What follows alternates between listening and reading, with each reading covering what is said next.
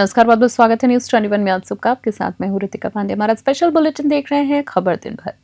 Merta city से खबर आ रही है, जहां मेड़ता सिटी के उपजिला अस्पताल में कार्डियो पल्मोनरी रिस्टेशन तकनीक प्रशिक्षण सत्र का आयोजन किया गया है। जी आपको जब बता दें, ये सत्र जो है स्वास्थ्य एवं परिवार कल्याण मंत्रालय भारत सरकार के निर्देशानुसार मनाए जा रहे 13 से 17 अक्टूबर तक सीपीआर अवेयरनेस सप्ताह के तहत किया गया है। प्रमुख चिकित्सा अधिकारी प्रभारी डॉक्टर रामेश्वर लाल बेनीवाल ने बताया है कि इसका उद्देश्य आम जनता को हृदय गति रोकने, कार्डिया अरेस्ट की स्थिति में जीवन रक्षक तकनीकी यानी सीपीआर के प्रति जागरूक करना है। उन्होंने बताया है कि कार्डिया अरेस्ट के बाद शुरुआती 3 से 5 मिनट तक महत्वपूर्ण होते हैं। जी हाँ, और सही तरीके से दिया गया सीपीआर हृदय स्पंदन को पुनः चालू कर सकता है और मस्तिष्क में रक्त संचार बनाए रख सकता है। इस प्रशिक्षण सत्र में अस्पताल के कई डॉक्टर, स्टाफ सदस्य और मीरा तैराकी संघ अध्यक्ष राजकुमार दहिया सहित अनेक नागरिकों ने सक्रिय रूप से भाग लिया है। मेड़ता सिटी से सुशील दिवाकर की रिपोर्ट।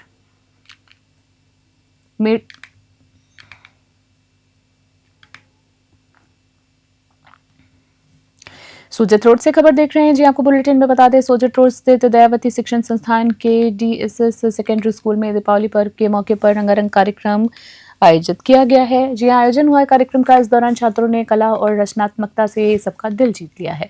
स्कूल में कार्ड डेकोरेशन, थाली डेकोरेशन, दिया डेकोरेशन, रंगोली और ड्राइंग प्रतियोगिता का आयोजन हुआ है। सभी बच्चों ने बढ़ चढ़कर हिस्सा भी लिया है। कार्यक्रम में विद्यालय के प्रधानाध्यापक प्रदीप कुमार शर्मा और निदेशक कन्हैयालाल शर्मा ने दीपावली पर्व का महत्व बताते हुए बच्चों को स्वच्छ सुरक्षित तरीके से त्योहार मनाने का संदेश दिया है। बता दें, कार्ड प्रतियोगिता में सोनू साकला ने पहला, कनक ने दूसरा और इरम ने तीसरा स्थान हासिल किया है। ड्राइंग प्रतियोगिता में स्वाति, गौरव और साधना ने क्रमशः पहला, दूसरा और तीसरा स्थान प्राप्त किया है। दिया डेकोरेशन में मोनिका और पारुल ने पहला स्थान, गायत्री और श्रेया ने दूसरा, जबकि दिव्या और इकरा ने तीसरा स्थान हासिल किया है। वहीं रंगोली प्रतियोगिता में कक्षा 10 ने पहला और कक्षा 9 ने दूसरा स्थान प्राप्त किया। पाली से ललित तिवारी की रिपोर्ट।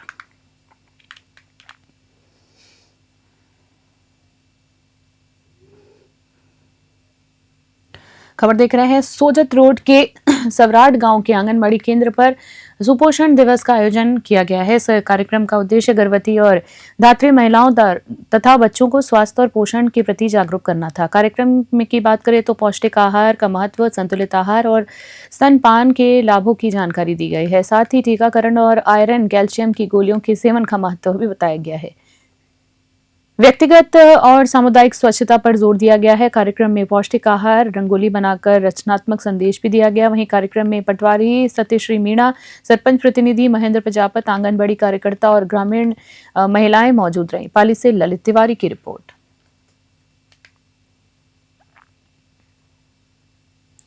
खबर देख रहे हैं, जहां पाली जिले में तंबाकू मुक्त युवा अभियान 3.0 के तहत जिला प्रशासन और स्वास्थ्य विभाग ने तंबाकू नियंत्रण के लिए बड़ी कार्रवाई की है। टीम ने पूरे शहर का भ्रमण कर तंबाकू उत्पादों के विज्ञापन बोर्ड का स्टिकर हटवाए हैं और दुकानदारों और होलसेल विक्रेताओं को कोटपा अधिनियम यानी के नियम जानकारी देकर जागरूक किया है। सीएमएचओ डॉक्टर विकास मारवाल ने बताया है कि अब नियम तोड़ने वालों को नियमित रूप से चालानी कार्रवाई की जाएगी उनके ऊपर। और साइकोलॉजिस्ट केसी सैनी ने बताया है कि बुधवार से सार्वजनिक स्थानों पर धूम्रपान करने, थूकने और शिक्षण संस्थाओं के 100 गज दायरे में तंबाकू बेचने वालों पर जुर्माना लगाया जाएगा। हुक्का बार और ई सिगरेट बेचने वालों पर भी सख्त कार्रवाई की जाएगी। पाली से ललित तिवारी की रिपोर्ट। जयपुर से खबर देख रहे हैं। राजधानी जयपुर की कनौता थाना पुलिस ने अवैध मादक पदार्थ तस्करों के विरुद्ध में बड़ी कार्रवाई करते हुए एक आरोपी को गिरफ्तार किया है। थानाधिकारी मुनेंद्र सिंह के नेतृत्व में टीम को यह सफलता मिली है। आपको बता दें, सफलता तब मिली जब उन्हें क्षेत्र में अवैध मादक पदार्थ तस्कर के संबंध में गुप्त सूचना प्राप्त हुई। आरोपी के कब्जे से 1 किलो 957 ग्राम अवैध मादक पदार्थ गांजा बरामद किया गया है। वारदात में इस्तेमाल की गई स्कूटी को भी जब्त कर लिया गया है। वहीं पुलिस आरोपी सागर कंचर से गहनता से पूछताछ कर रही है। इस कार्रवाई में कांस्टेबल मुस्ताक और कांस्टेबल प्रकाश की अहम भूमिका रही। जयपुर से अलीम खान की रिपोर्ट। विजयनगर से खबर देख रहे हैं। त्योहारों की सीजन में जहां चारों ओर रौनक का और उमंग का माहौल है, वहीं पुलिस प्रशासन भी पूरी तरीके से मुस्तैद है, शांति व्यवस्था बनाए रखने में जुटा है। पुलिस उप अधीक्षक मसूदा सज्जन सिंह ने विजयनगर और मसूदा क्षेत्रवासियों से अपील की है कि सभी नागरिक आपसी प्रेम, भाईचारे और सौहार्द के साथ त्योहार मनाएं। डीएसपी सज्जन सिंह ने कहा है कि त्योहारों की असली खूबसूरती एकता और सद्भाव में है। उन्होंने लोगों से आग्रह किया है कि किसी भी प्रकार की अफवाह या भड़काऊ संदेश पर ध्यान न दें और तुरंत पुलिस को सूचना दें। उन्होंने बताया कि पुलिस टीम चौकसी बरत रही है और संवेदनशील क्षेत्रों में विशेष निगरानी रखी जा रही है। उप अधीक्षक ने कहा है कि हमारा मकसद है कि हर घर में खुशियां हो, हर गली में शांति हो। विजयनगर से गौरव व्यास की स्पेशल रिपोर्ट।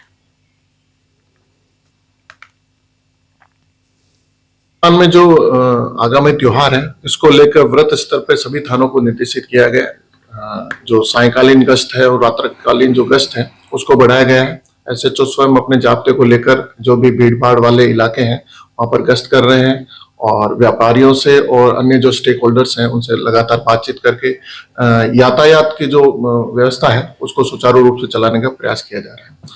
साथ ही साथ पीएचक्यू से और हमारे अधिकारियों के आदेशों के अनुसार आकस्मिक नाकाबंदी करवाई जा रही है और वाहनों को चेक किया जा रहा है। किसी तरह की संदिग्ध गतिविधि होने पर उन पर कानूनी कार्रवाई की जा रही है। साथ ही साथ अवेयरनेस को लेकर साइबर का एक अभियान चल रहा है, साइबर अवेयरनेस का अभियान चल रहा है और साथ ही न्यू क्रिमिनल लॉज जो लागू हैं उनको लेकर भी अवेयरनेस अभियान चल रहा है। तो विभिन्न विद्यालयों या अन्य कोई जगह जो सार्वजनिक जगह है वहां पर इसके संदर्भ में हमारे द्वारा जो अवेयरनेस प्रोग्राम है वो चलाए जा रहे हैं। राजगढ़ में सरकार द्वारा चलाए जा रहे प्रशासन शहरों के संग अभियान के अंतर्गत आयोजित हो रहे शिविरों में अव्यवस्था को माहौल देखने को मिल रहा है। जनता के कार्य नहीं होने से फरियादी अपनी शिकायतें लेकर भटकते हुए नजर आ रहे हैं। वहीं शिविरों में अधिकारी मौके पर मौजूद नहीं रहते हैं। नगर पालिका राजगढ़ में एसीबी की कार्रवाई में 2 कर्मचारियों को रिश्वत लेते पकड़े जाने के बाद उनके स्थान पर किसी अन्य अधिकारी को अब तक चार्ज नहीं दिया गया है। इस कारण लोग अपने आवेदन लेकर शिविर स्थल पर पहुंचे हैं, लेकिन अधिकारियों की अनुपस्थिति के कारण उनका कोई काम नहीं हो सका। आमजन का कहना है कि सरकार की जन समस्याओं के त्वरित समाधान के वादे खोखले साबित हो रहे हैं। वहीं नागरिकों का आरोप ये भी है कि शिविरों में केवल नाम मात्र की औपचारिकताएं ही पूरी की जा रही है, जबकि जमीनी स्तर पर कोई ठोस समाधान नहीं मिला है। नाराज नागरिकों ने प्रशासन से अधिकारियों को नियमित उपस्थिति सुनिश्चित करने और जनहित से जुड़े कार्यों को प्राथमिकता के साथ निपटाने की मांग की। राजगढ़ से अखिलेश वशिष्ठ की ग्राउंड रिपोर्ट। साहब जी, हमारे करीब मीटर नल का बिल्कुल पानी नहीं आ रहा, 2-3 साल हो गई। मतलब पानी नहीं आता और बिल हर महीने लेते हैं हमसे, हर महीने बिल है हमारे पास, पे करते हैं, पर पानी बिल्कुल ही समय से नहीं है। पर अगर वार्ड है मैम सती धोया जी है, उनका पानी आ रहा है, कोलानी में पानी छड़ रहा है, लेकिन उड़ले को पानी नहीं आता, बिल्कुल पानी नहीं आया 2 साल से। और वैसे बिल भर रहे हैं, हर महीने 200 रुपये चार्ज हो रहा है। ये हमारी समस्या काफ़ी, हमारी पूरी घर की समस्याएं, सभी लेडीज सुन लो आप। ये समस्या अधिकारियों से बात करिए आपने? काफ़ी कैंप लग रहा है सर, ये कैंप में बात किए अभी कोई समाधान नहीं है, कोई समाधान नहीं है। रिश्वत दे दो खाने के लिए, सब हो जाएगा। बोलिए सर, कैसे आए हो, क्या मामला है आपका? सर हमारा मामला है खोखे का। अवैध खोखा लगा हुआ है गोल सर्किल पे, उसको उसकी परमिशन गलती से दे दी गई है नगर पालिका द्वारा पैसे खा करके जी। और उसको हटाने के लिए, उसकी परमिशन को निरस्त करने के लिए एप्लीकेशन दे दी गई 3 तारीख को जी। उसका अभी तक कोई कार्रवाई नहीं हुई है। यहाँ पे आए हैं हम शिविर के अंदर, यहाँ पे कोई संतुष्टिपूर्ण हमको जवाब नहीं मिला है। ना ईओ साहब है यहाँ पे, जो शिविर के प्रभारी है उन्होंने फ़ोन लगाया, उनका फ़ोन भी नहीं उठाया है। अब आप बताइए क्या किया जाए सर इस खोखे का? ये एप्लीकेशन दी हुई है। कोटा शहर के रेलवे कॉलोनी थाना क्षेत्र में सोगरिया स्थित तेजाजी मंदिर के पास मंगलवार को शराब के नशे में एक युवक ने हाई वोल्टेज ड्रामा करा है। 34 वर्षीय महेंद्र कुमार नामक ये युवक एक बड़ी पानी की टंकी पर चढ़ गया और अचानक ढक्कन खोलकर टंकी के अंदर कूद गया। आपको बता दें चढ़ गया और अचानक पानी की टंकी में अंदर कूद गया। बाहर निकलने पर युवक ने बताया कि वह इसलिए टंकी पर चढ़ा क्योंकि मेरे भाई के पास मोटरसाइकिल है, मुझे भी चाहिए। वहीं आपको ये भी बता दें कि युवक की ये हरकत एक बड़ा हादसा बन सकती थी। वहीं साथ ही साथ युवक का ये बड़ा हादसा हो सकता था, लेकिन फिलहाल जो मामला है एक तरह से कह सकते हैं कि स्थिर है। पुलिस ने बताया कि ये युवक जो है पहले भी 2 से 3 बार इस टंकी पर चढ़कर ड्रामा कर चुका है। रेलवे कॉलोनी थाना पुलिस अब इस युवक पर कार्रवाई करेगी। कोटा से कामिंदु जोशी की रिपोर्ट।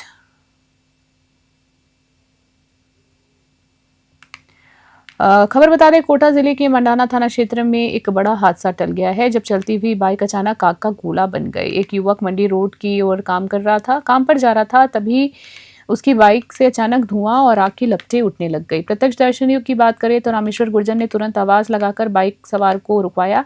युवक के उतरते ही कुछ ही सेकंड में पूरी बाइक आग की लपटों में घिर गई, जलकर पूरी तरीके से खाक हो गई। आग इतनी ज्यादा तेज थी कि आसपास के दुकानदार और राहगीर दूर हट गए। वहीं बात करें तो गनीमत रही कि बाइक सवार युवक समय रहते उतर गया और बाल बाल बच गया। स्थानीय लोगों ने फायर ब्रिगेड को सूचना दी, लेकिन उनके आने से पहले ही बाइक जल चुकी थी। आग लगने के कारण जो है वो कहीं ना कहीं शॉर्ट सर्किट बताया जा रहा है। कोटा से कामिंदु जोशी की रिपोर्ट। लाडनू से खबर देख रहे हैं। लाडनू उपखंड के ग्राम निम्बी जोधा में प्रिंस होटल के सामने मंगलवार को एक सड़क हादसा हो गया है, जिसमें एक बुलेट बाइक और ट्रैक्टर की भिड़ंत हो गई है। इस दुर्घटना में नाबालिग सहित 3 लोग गंभीर रूप से घायल हो गए हैं। बाइक ने ओवरटेक करने के दौरान आगे चल रहे ट्रैक्टर से टक्कर मार दी। जी हां, आगे ट्रैक्टर से टक्कर मार दी, जिसमें ट्रैक्टर की पीछे मूंगफली काटने की मशीन लगी हुई थी। टक्कर से बाइक सवार 3 जने गंभीर रूप से घायल हो गए हैं। सूचना के बाद निम्बी जोधा थाना पुलिस के हेड कांस्टेबल मुराराम मौके पर पहुंचे।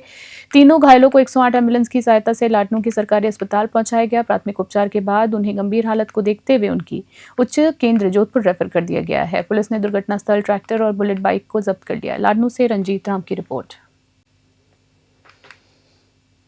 सोजत से खबर देख रहे हैं। सोजत की बगड़ी नगर थाना क्षेत्र के अंतर्गत बड़ागुड़ा में कालूराम पुत्र मिश्रीलाल प्रजापत के मालिकाना हक वाले रहवासी मकान और भूखंड पर नाजायज कब्जे का एक गंभीर मामला सामने आया है। आरोप है कि नायक समाज के कुछ युवकों ने सैनी देवी और अशोक वन के कहने पर जेसीबी का उपयोग कर भूखंड की बाड़ और पाले तोड़ दिए हैं। उन्होंने लगभग आधे भूखंड पर अवैध कब्जा कर लिया। इस कब्जे के कारण कालूराम का घर से बाहर निकलने का रास्ता पूरी तरीके से बंद हो गया, जिससे उनका पूरा परिवार अपने घर में फंस गया है। सूत्रों के अनुसार इस नाजायज कब्जे में पुलिस चौकी बड़ागुड़ा की मिलीभगत होने की बात भी सामने आ रही है। पीड़ित कालू राम ने इस गंभीर मामले में विरोध में एसपी से भी पहले परिवाद दर्ज कराया था, लेकिन इसके बावजूद आज तक ये घटना घटित हुई है। आज भी ये घटना घटित हुई है। वहीं स्थानीय लोगों और पीड़ित इस घटना को लेकर गंभीर चिंता व्यक्त कर रहे हैं और पुलिस प्रशासन से इस मामले में उचित कार्रवाई करने की मांग कर रहे हैं। पाली से ललित तिवारी की रिपोर्ट। अलवर से खबर देख रहे हैं। अलवर जिले की ऐतिहासिक सिलीमीर झील न केवल पर्यटन का केंद्र है, बल्कि ये 100 से अधिक किसान परिवारों के लिए सिंघाड़े की खेती के माध्यम से आजीविका का एक महत्वपूर्ण स्रोत भी बनी हुई है। साल भर पानी से लबालब रहने वाली इस झील के बड़े हिस्से में इन दिनों सिंघाड़ों की बेलों की हरियाली देखी जा रही है। वहीं आपको बता दें, जहां पर किसान बाबूलाल ने उनके अनुसार सिंघाड़े की खेती मार्च महीने में शुरू होती है। इसके लिए बीज उत्तर प्रदेश के नौखड़ा क्षेत्र से मंगवाया जाता है, जिसे झील में बोया जाता है। सिंघाड़े की फसल लगभग 6 महीनों में तैयार हो जाती है। सितंबर से अक्टूबर तक इसकी तुड़ाई शुरू हो जाती है। किसान मोहनलाल ने बताया है कि यदि फसल में कोई रोग न लगे तो एक सीजन में 1 बीघा से 2 बीघा से 2.5 लाख रुपए तक का मुनाफा होता है। वे स्वयं 40 वर्षों से अधिक समय से ये खेती कर रहे हैं। वहीं आपको बता दें, तैयार सिंघाड़े को अलवर के बाजारों के साथ साथ जयपुर, अजमेर, सीकर जैसे बड़े शहरों में भी सप्लाई किया जाता है। झील के आधे से ज्यादा हिस्से में सिंघाड़े की बेलें फैली हुई हैं। आप देख सकते हैं साफ तौर पे विजुअल में, जहां दिन के समय किसान नाव लेकर सिंघाड़े तोड़ते हैं और कई किसान झील के पास ही सड़क किनारे सिंघाड़े बेचते नजर आते हैं। अलवर से प्रदीप गोयल की स्पेशल रिपोर्ट। खास बुलेटिन में इतना ही। बने रहे न्यूज़ 21।